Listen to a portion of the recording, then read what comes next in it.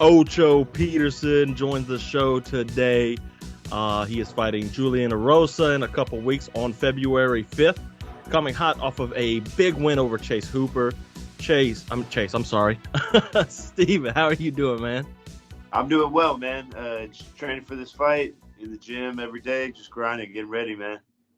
So the last time we talked, it was right after the spinning back fist, and you had a long layoff. You broke I think it was your elbow. You had told me.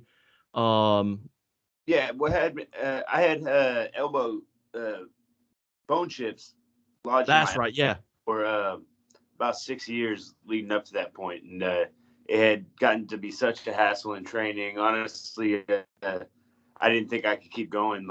Just extending my arm was excruciating, and trying to sleep at night was Oh, problem in itself. So it was time to get that cleaned up, and that led to me having to take a little layoff.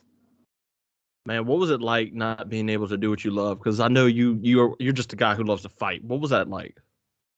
Yeah, I had to really occupy my mind elsewhere. I'm a coach as well, so Yeah, that was a good outlet for me. I was able to still go corner the guys, coach some of my students, and yeah, just adapt really.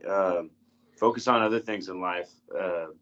We're fighters like down to the core, but this is only a part of what we do. So life has to be fulfilling outside of fighting, just as it is, with fighting. you're absolutely right. So you come back, you fought Chase Hooper. What was it like with him on the? Because I was pulling for you, man. Because I'm like, I like Steven. And you're going to the ground with this guy. I was like, he's a nut. But then, like, obviously, you did your thing, and that's how you got the win, was just beating him up. Yeah, I mean, people really underestimate my ground game. I feel like I should get a lot more credit for my jiu-jitsu. I've fought multiple black belts. Matt Bissett was black belt. I was Yeah. all over him on the ground. I fought Leandro Higo and almost submitted him twice. So yeah, the ground game's never been an issue for me. I don't see why people counted me out on the ground in that fight. That was really his only way to win, and I felt like it was a statement to be able to take him to where he was strong and beat him. He had a lot of hype building him up until he lost to Caceres. I mean, these undefeated fighters, you can build them up to be unbeatable, Right. fight the right guys, and Caceres exposed him on the feet, and then I exposed him on the ground. So now I think he's got some growing to do and some learning to do, and I'd like to see him bounce back. Yeah, he's a very good fighter. He's got some promise. He needs some work. But what's the difference? He's a jujitsu just a master, really. He really is. But it's different when you get into the cage, and I think that's what you showed him. It's not jujitsu as like ADCC, as you're fighting. You're also getting punched. It's a lot different. What do you think? Do you think it was what strength? It was your skills. It was a combination of that and punches. What was it that was different from what do you think he was used to?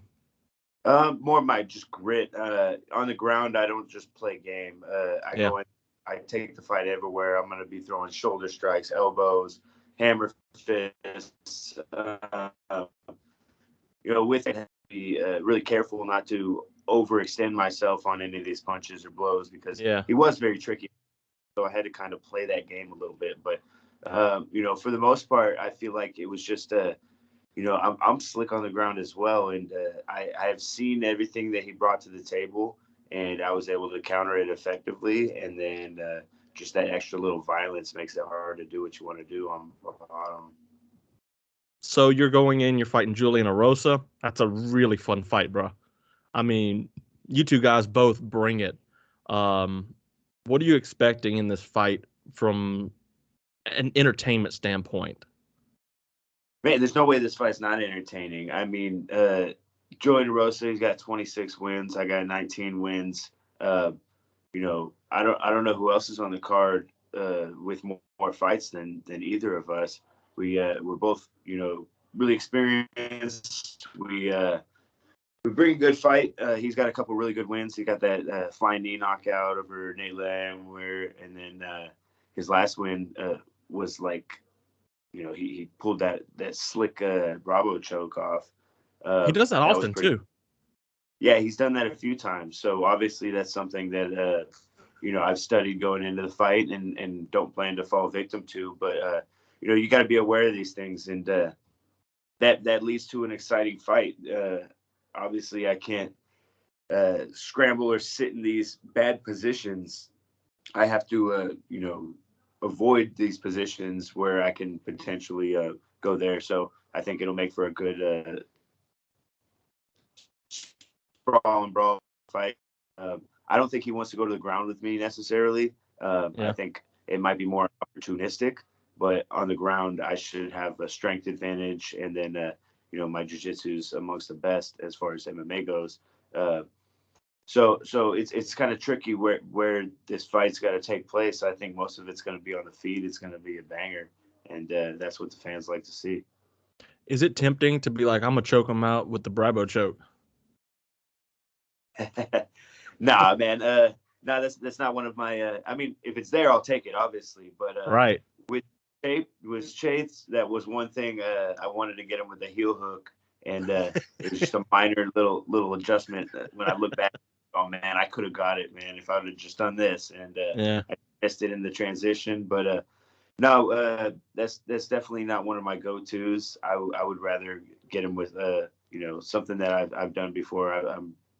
I don't want to say too much, but I got some really good submissions up my sleeves that I mean, Want to and see it's him? some that I haven't seen yet. So I got a couple that I've made up that I can very well pull off in the octagon.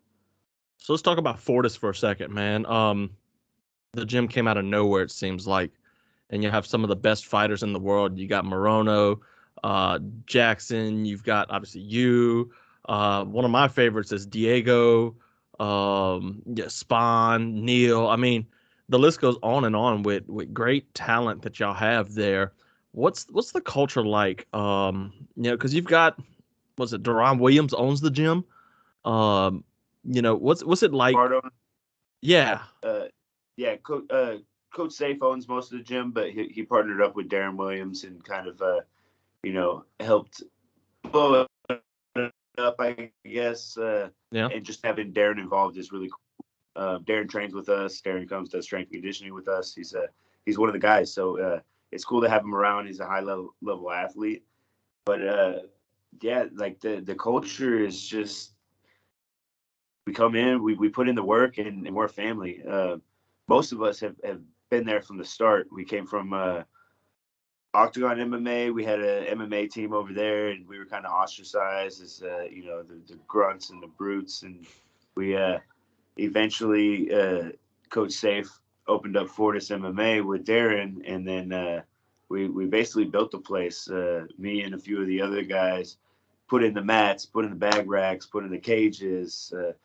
Carried the statue of Popeye all the way up the stairs. There's, three of us, and it was like a 500-pound statue somehow. But yeah, all these memories of just building the gym from the ground up. And then I headlined the first LFA card in Dallas soon after Yeah. we first opened the gym, and which many of the other guys fought on as well.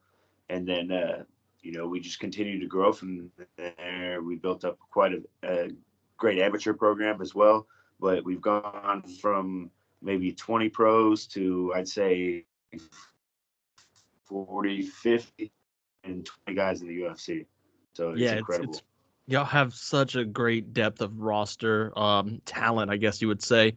Uh, Darren Williams, obviously he had his exhibition bout. Man, I could tell he took that fight serious, like he was a professional fighter. Um, Oh, no doubt, man. He sees all of us training for our fight, so it was like, just follow the map, follow the game plan. He did what he needed to do, and then when he went in there, he was like he's like, well, man, it's nothing like training. Like, chaos. You don't know what's going on in there. It's true. Like when you get in the fight, that's a whole art in itself, because you gotta he's used to competing on a high level and composing himself in front of a crowd, playing basketball and now playing golf. But fighting's a lot more chaotic than either of those sports. Yeah, it's a little different. Do y'all have a big old picture of the Frank Gore meme in the gym yet? No, we don't put up too many pictures in the gym. We got some paintings of Ollie and some of the great martial arts fathers, but none of the actual fighters or none of the team. We kind of keep it real clean and humble in there. I like that. So tell me about the sweatshirt, dude. Is that a one-off thing, or can people get a hold of one of those? Yeah, I mean, you can go to my Instagram at Ocho, DM me. I try to keep them exclusive, but I'll be selling these for about $80. So inflation's going up. We gotta make it where we can. So if I'm gonna make you a hoodie, I've only made about I'd say under 10 of these just for sponsors and close friends. But I love it. The clothing business isn't as lucrative as training people. So I'll stick with what makes the money. Yeah, you got to make it exclusive. That's the art of rarity, I think. So before I let you go, last question. Why should everyone tune in to you and Julian fight on February 5th? Do you not like to be entertained? I mean, if you like entertainment, this fight embodies entertainment in a nutshell. All right, Maximus, I hear you. Are you not entertained? You will be. I mean, you can't watch an Ocho fight and not be entertained. So I don't believe I've laid any goose eggs. I go out there and put on a show every time, one way or another. You're going to enjoy the fight. Man, I appreciate you coming on, Steven. Where can everybody find you on social media?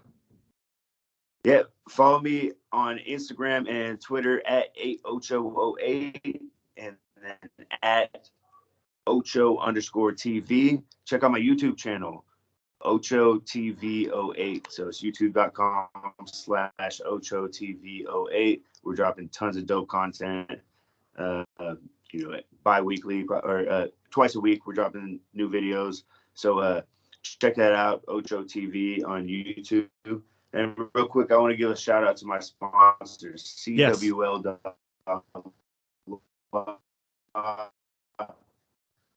Hold on 1 second. You broke up. Who's your sponsors again? All right, real quick, got to give a shout out to my sponsors, CWL.Law, Hutch's Barbecue, Limitless Sport Picks, New Lifespan, Chandler Cabinets, and Dank Vodka. I love it. And look, that barbecue place, next time I'm in Austin, I'm hitting it up. Awesome. Come by. It's in Dallas. So, yeah, come by Dallas. Hutchins Barbecue, the best barbecue in Texas. I love it. Steven, I'm pulling for you, man. I'm going to get all your social media in the